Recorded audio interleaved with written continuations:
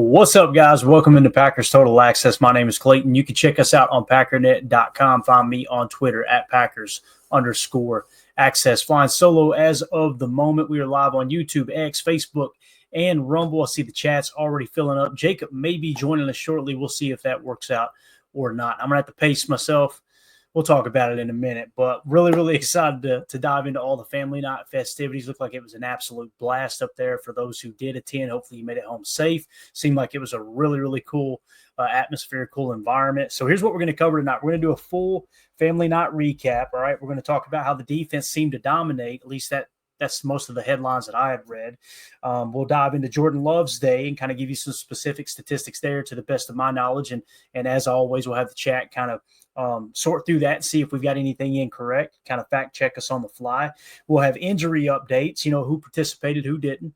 We'll talk about how the lineup notes changed a bit. We'll talk about the full practice highlights, like individual plays. Hey, this happened, that happened, this happened, give you a full breakdown there. And then we're going to do an Omar Brown deep dive, as obviously he stole the show last night. So we got all that on tap. We're going to do a giveaway, giving away the autographed Luke Musgrave card as well. So if this is your first time here, need y'all to do that YouTube stuff for me.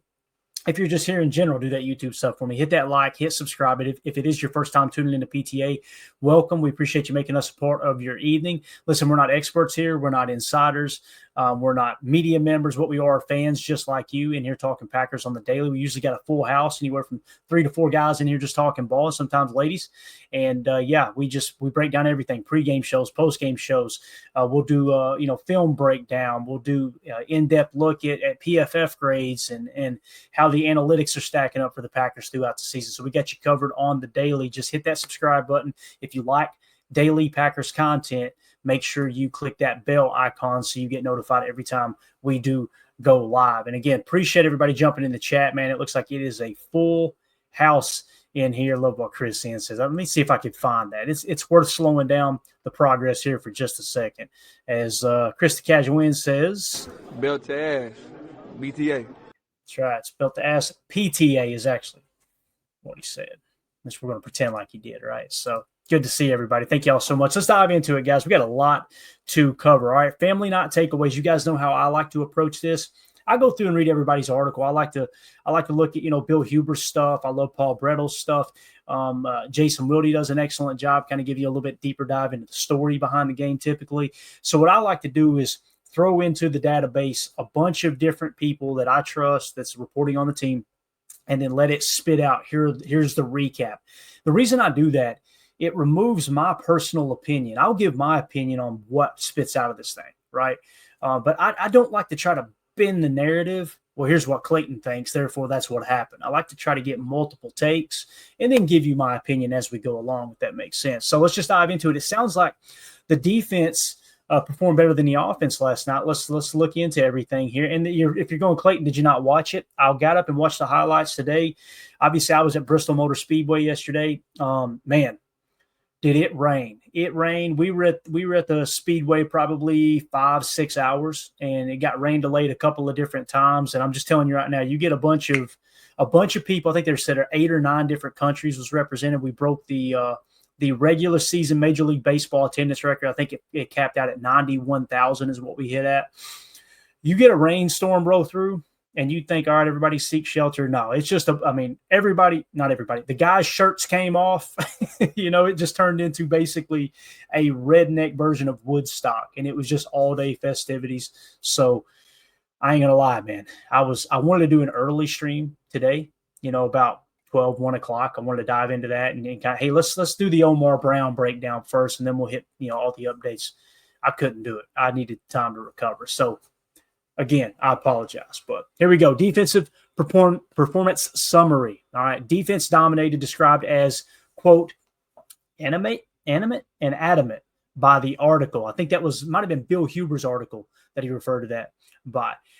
Safety Xavier McKinney noted the team played great, focused on details, played fast, and ran to the ball, though they could improve on turnovers. Obviously, that's Xavier McKinney. There's always something to work on, right?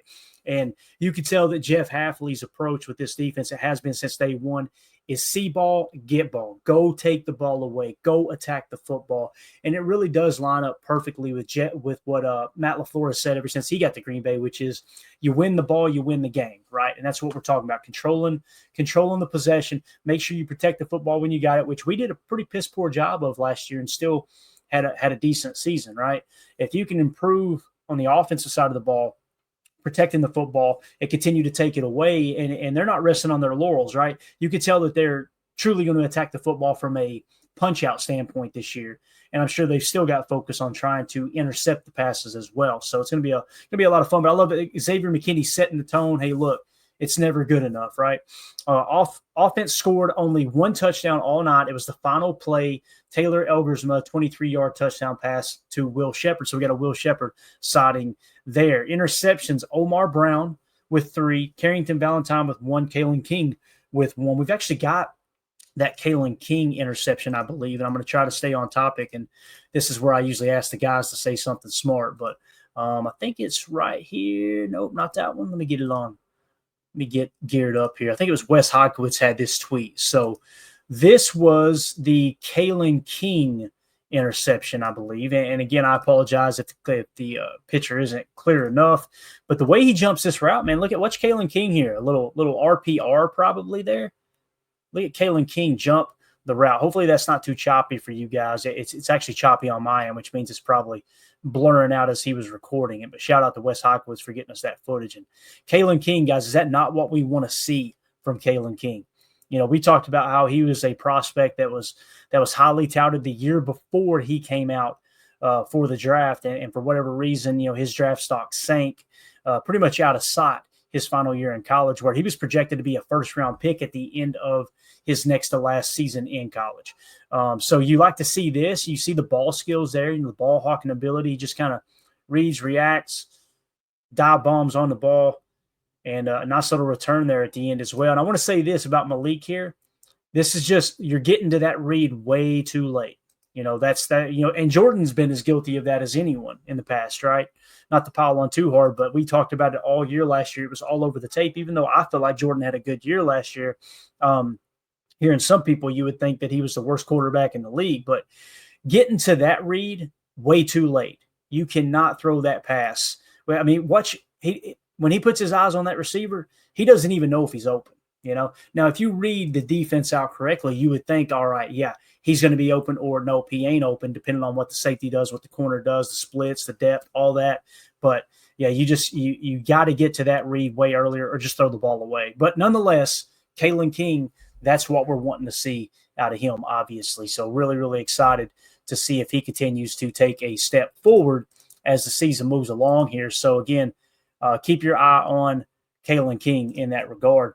All right, up next. So again, 5 interceptions on the night, it looks like here, according to the article breakdown. Coach Matt LaFleur treated it like a preseason game with, quote, vanilla schemes, not concerned about offensive struggles, emphasizing competition and making plays. And here's the thing, when you hear the term vanilla, and I know everybody in the chat knows this, in case someone doesn't, you know, if you're new here or you haven't watched a whole lot of football and you're wanting to dive into it a little bit different level, when you hear the term vanilla, what it means is you're just showing the same type of stuff over and over and over again. Very basic defense. You know, sometimes they'll play a vanilla 2-man under, right? Well, how do you get a team out of 2-man under, which is basically man coverage with 2 safeties up top? You run the ball down their damn throat, right?